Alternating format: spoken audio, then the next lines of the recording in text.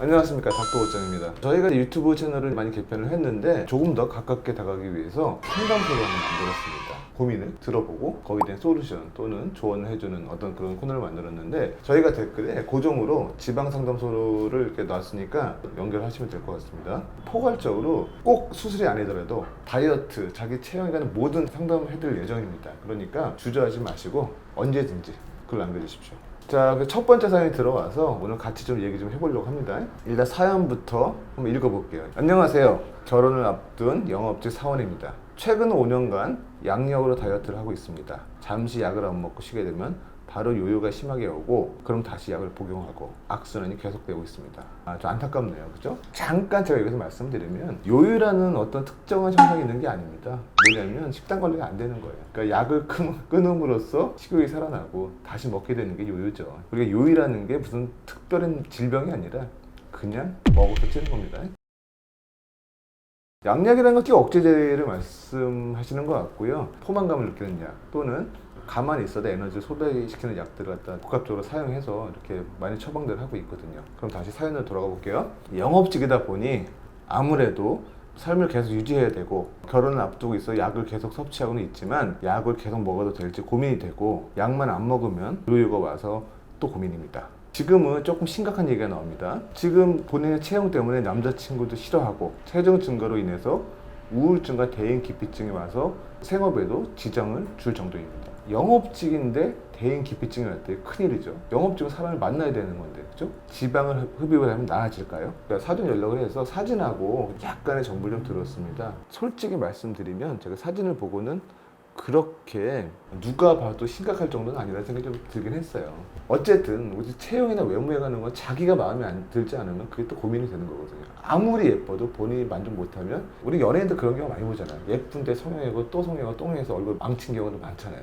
그래서 자기의 만족감이 가장 중요한 부분인데, 그런 부분에 대해서도 조금 본인도 생각을 좀 달리 해야 될 필요도 있을 것 같긴 한데요. 근데 문제가 뭐냐면, 첫 번째 문제, 남자친구가 싫어한다. 신랑에 대해서는 싫어한다. 이것도 별로 마음에 안 들어요. 결혼한 사람인데 표정은 어떻고 말을 좀 못해요.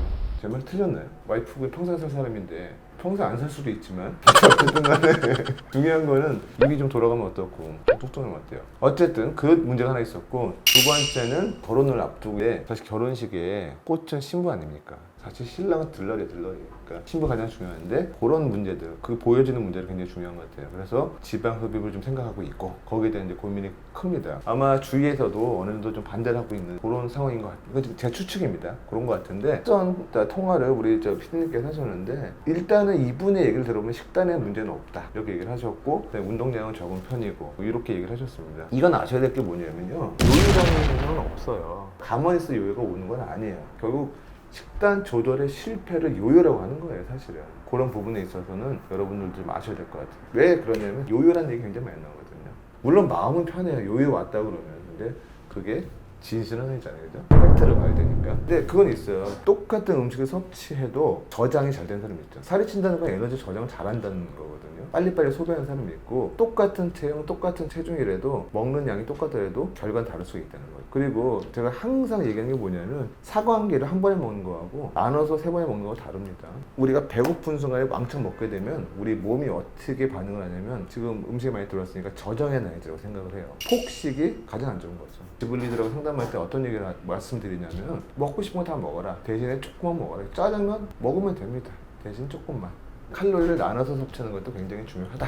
왜냐? 적게 들어온 칼로리만큼 또 소비가 빨리 되니까. 상식적인 선에서 제가 말씀드린 거고요. 이렇게 하면 될 것 같고, 그 다음에 또 하나는 제가 하나 추천해드리고 싶은 건 뭐냐면, 일단은 본인께서는 잘한다고 생각을 하시고 있는 것 같아요. 근데 살은 찐다. 이거는 뭐 특별한 내과적인 질환이 없는 이상은 뭔가 어디서 칼로리가 섭취가 되고 있는 겁니다. 그래서 그럴 때는 가장 좋은 게 뭐냐면, 일치를 쓴 거예요. 껌 하나 씹어도 다 쓰는 겁니다. 내가 먹은 칼로리를 좀 계산해보고, 아, 내가 이렇게 문제가 있구나 라는 걸 금방 파악해볼 수 있는 게 가장 빠르고 좋은 방법이 그거거든요. 그리고 또 하나 제가 늘 말씀드리는 거, 다이어트를 하기 위해서는 항상 저울에 올라가세요.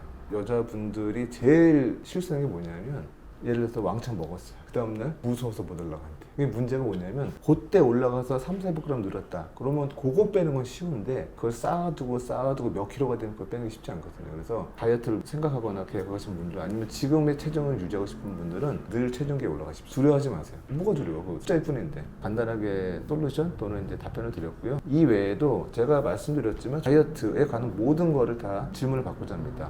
다이어트 식품이라든지 건강기능식품이라든지 또는 뭐 우리가 먹는 다이어트 약 이런 것들 지방 시술, 흡입 전부 다 가능합니다. 그러니까 너무 혼자 고민하지 마시고 일반인들의 답변보다는 전문인들의 답변이 훨씬 더 정확하거든요. 그리고 경험도 있으니까 주저하지 마시고 고민 상담 통해서 문의 주시면 저 옷장이 꼭 해결해 드리도록 하겠습니다. 아 참 이거 한마디만 할게요. 구독과 좋아요 해주십시오. 부탁입니다.